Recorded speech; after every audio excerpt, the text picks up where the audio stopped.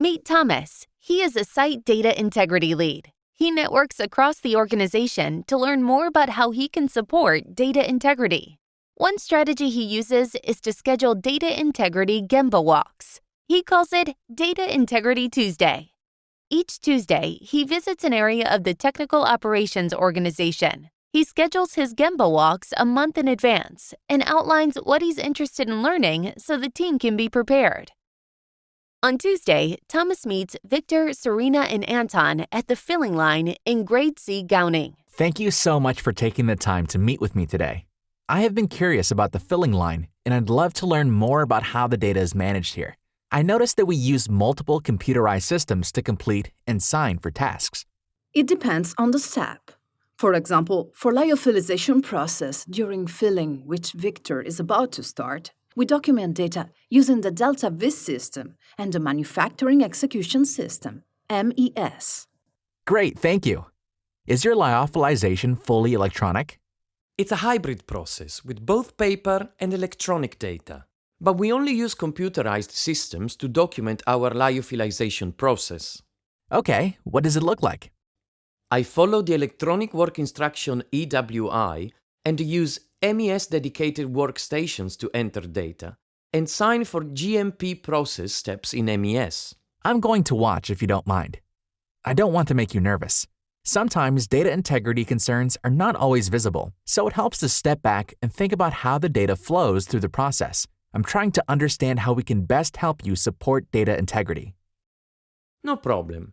The next part of the process is to complete the filling, loading, and initiate the lyophilization cycle, which takes place upstairs on the lyofilling line in the classified gowning area.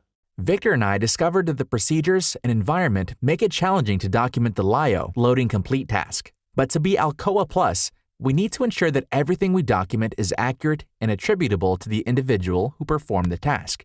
What do you think could make it easier? I always perform the visual inspection, though. But Thomas is right. We need to ensure that it is attributable. If you stop and think about it, the Delta V audit trail will state you performed the task, but the confirmation in MES will point to me. I never realized the inconsistencies if you're just looking at the documentation. Our procedures don't clearly state that all individuals performing the work should sign the corresponding recipe prompt in MES. It can be confusing when using multiple systems to document the same task. That's why I like to come and see what your process looks like from a data integrity perspective. Sometimes things that we do not think will have negative impact can have consequences for data integrity. This is a key focus area for regulators, and we don't want to give them the wrong impression no matter the impact. If our procedure requires us to do something, we must accurately document its completion, and the data should be attributable to the individual completing the task. I don't want to get in trouble. I really thought I was doing the right thing.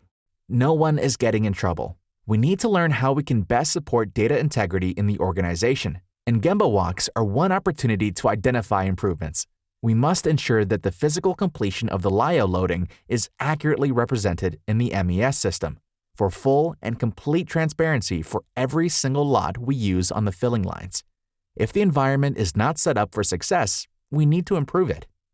We could evaluate whether an interface between Delta V and MES is possible in order to avoid having a separate confirmation in MES.